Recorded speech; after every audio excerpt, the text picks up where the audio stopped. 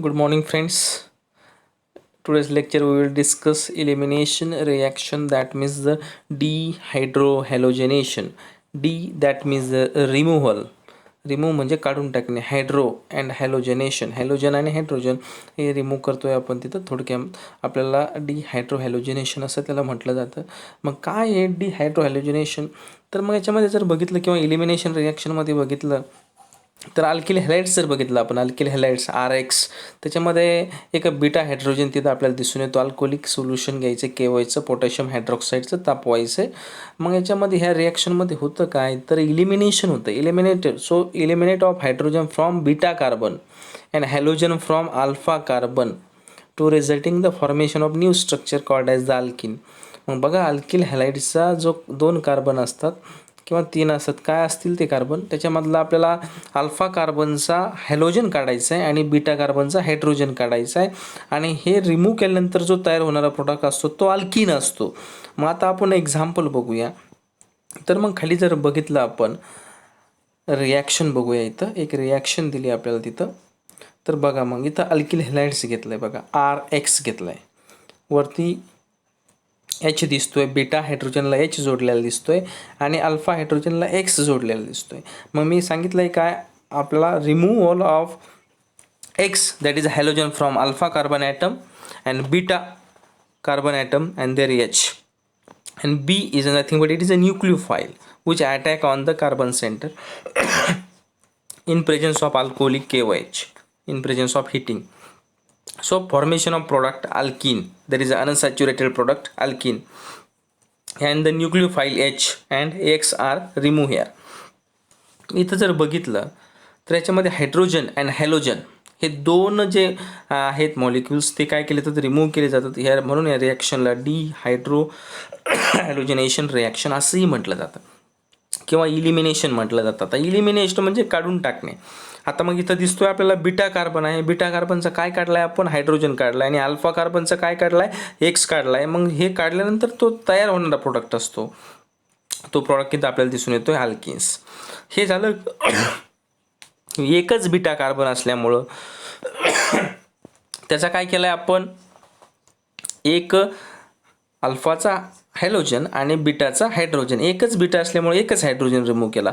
पण कधी कधी काय होतं, if 2 or more non equivalent beta carbons are present in the alkyl halides, then the reaction has 2 products, there is a mixture of product. मग खाली एक एक्झाम्पल दिलं आहे आपल्याला.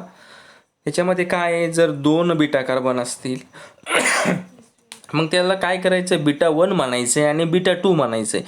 यांच्यापासून येणारा जो प्रोडक्ट आहे, मग हा 2 प्रोडक्ट आपल्याला तिथं त्याचं मिक्सचर मिळून येतं. बघूया. मग इथं दिलं आहे आपल्याला 2 ब्रोमोब्युटेन दिलं आहे बघा. 2 नंबरच्या कार्बनला ब्रोमो जोडला आहे म्हणून त्याला 2 ब्रोमोब्युटेन या कंपाऊंडचं नाव आहे.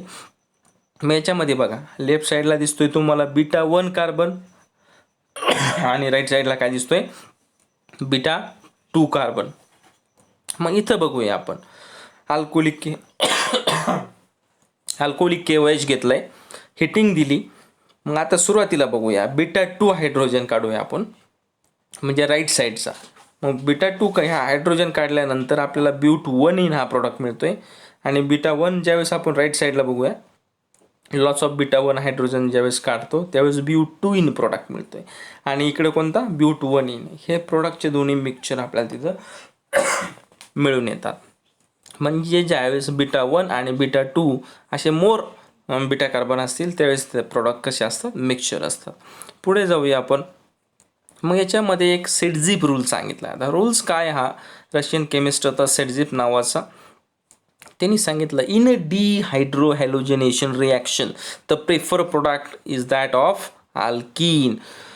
डिहायड्रोहॅलोजनेशन रिॲक्शनचा प्रोडक्ट काय आहे, अल्किन आहे, which has a greater number of alkyl group attach to, कुठं जोडलेले असतात, attach to the doubly bonded carbon atom. जिथं डबली बॉन्डेड कार्बन ॲटम असतो त्याला जास्तीत जास्त अल्किल ग्रुप जोडलेले असतात. तर खाली मग बघा, तुम्हाला इथं खाली सिक्वेन्स दिला आहे. त्या सिक्वेन्सप्रमाणे तुम्हाला डबली बॉन्डेड कार्बनला कसे ग्रुप जोडलेले, जास्तीत जास्त ग्रुप जोडलेले तिथं तुम्हाला दिसून येतात. तिची ऑर्डर तुम्हाला तिथं दिसून येऊ शकते. नंतर मग खाली आपल्याला काही कंडिशन्स दिल्यात.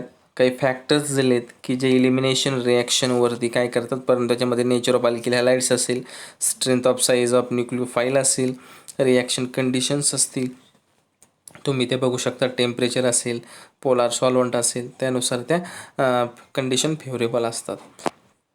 नंतर पुढं जायचं आपल्याला रिॲक्शन विथ ॲक्टिव्ह मेटल्स. आता ॲक्टिव्ह मेटल्स आपण जर बघितली तर मग त्याच्यामध्ये रिॲक्शन विथ मॅग्नेशियम. मग अल्किल हॅलाइडची रिॲक्शन कोणासोबत करायची आपल्याला, magnesium in presence of dry इथर. बघा ज्यावेळेस मॅग्नेशियम असतो, मेटल असतो, तिथं ड्राय इथर जनरली वापरलं जातं. मग प्रोडक्ट बघा RX घेतलाय, बघा दिसतोय सगळ्यांना, RX दिसतोय, प्लस Mg मॅग्नेशियम मेटल आहे, त्याची रिॲक्शन करतोय आपण अल्किल हॅलाइड सोबत इन प्रेझेन्स ऑफ ड्राय इथर. मग पुढं प्रोडक्ट तयार झालाय RMgX, म्हणजे अल्किल मॅग्नेशियम हॅलाइड्स. त्याला दुसरं एक नाव असतं ग्रिग्नार्ड रिएजंट. वर्ड्स रिॲक्शनमध्ये ड्राय इथर जसं वापरलं तसं इथं वापरलंय ग्रिग्नार्ड रिएजंट इथं तयार होताना आपल्याला दिसून येतोय. नंतर पुढे जर बघितलं, हाच ग्रिग्नार्ड रिएजंट आपण अल्कोहोल सोबत जर घेतला तर आपल्याला RH म्हणजे हायड्रोकार्बन्स म्हणजे अल्केन्स मिळतात आणि एक साईड प्रोडक्ट मिळतोय.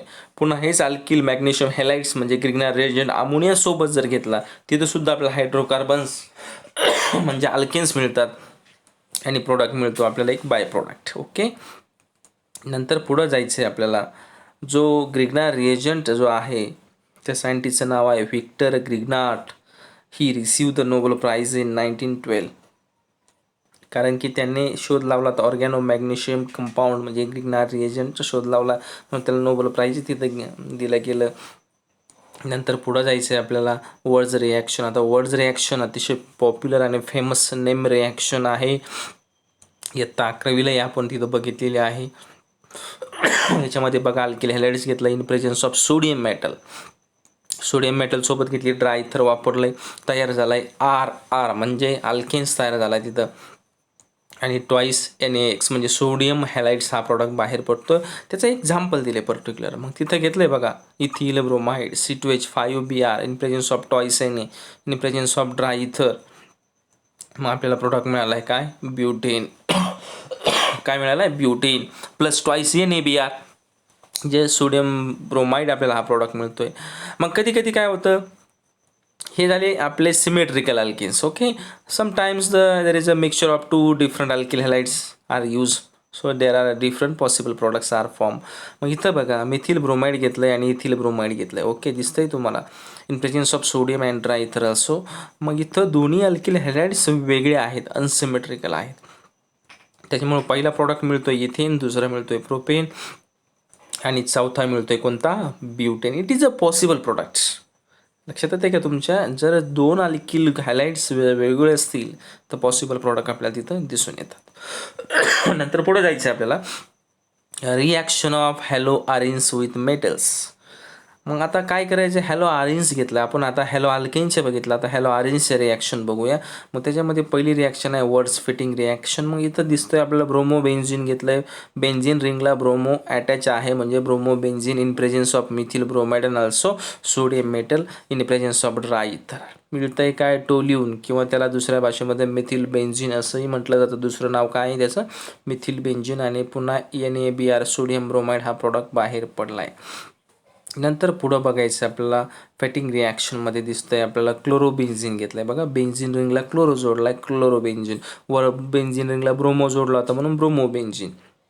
Okay, twice Na sodium metal तिथं वापरला आहे आपण ड्राय इथर. मग इथं बायफेनिल तयार झालं आहे, दोन फेनिल रिंग दिसतात. काही म्हणतील बेन्झिन, बेन्झिन ॲक्च्युली बेन्झिन पण ॲक्च्युली जे स्ट्रक्चर तयार झालं ते बायफेनिलचं स्ट्रक्चर आहे. सोडियम क्लोराईड बाय प्रोडक्ट तिथं आपल्याला बाहेर पडताना दिसतो. ही अतिशय महत्त्वाची वर्ड्स फिटिंग रिॲक्शन नेम रिॲक्शनमध्ये मोडली जाते. ही रिॲक्शन अतिशय सोपी आहे. नंतर न्यूक्लियोफिलिक सबस्टिट्यूशन SN ऑफ हॅलोआरिन्स म्हणजे न्यूक्लियोफिलिक सबस्टिट्यूशन रिॲक्शन आपल्याला तिथं दिसून येतात.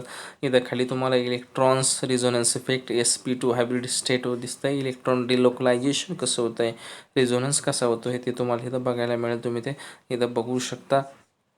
जास्त वेळ नाही आपल्याकडं, पुढं महत्त्वाच्या रिॲक्शन्सकडे आपण जाऊया.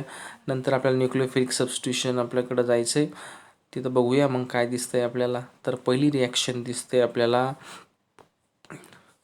प्यारा नायट्रोक्लोरोबेन्झिन घेतलं आहे बघा. पॅरा नायट्रो, पॅरा पोझिशनला नायट्रो जोडला राहिलेला आहे. क्लोरोबेन्झिन, पॅरा नायट्रो क्लोरोबेन्झिन घेतलं आहे. एक बेस घेतला आहे बघा, sodium hydroxide base, 433 kelvin heat आहे, प्रोटोनेशन आहे. मग पुढं आपल्याला मिळतं आहे काय, तर Cl तिथून रिमूव्ह होतो आणि जो OH आहे बेस आहे तो काय होतो, त्याच्या जागेवर अटॅच होतो. मग आपल्याला प्रोडक्ट मिळतो आहे पॅरा नायट्रोफेनॉल. बाकीचं नाव बदलणार नाही, फक्त क्लोरोच्या जागेवर काय येईल, आपलं OH जोडला आहे म्हणून तो फेनॉल तयार झाला आहे. तर नायट्रो विसरून जा, राहिलेलं फेनॉल आहे आणि पॅरा पोझिशनला नायट्रो म्हणून पॅरा नायट्रोफेनॉल. आता दुसरं एक्झाम्पल आपल्याला दिसतंय. दुसऱ्या एक्झाम्पलमध्ये 2 नायट्रो ग्रुप दिसतात.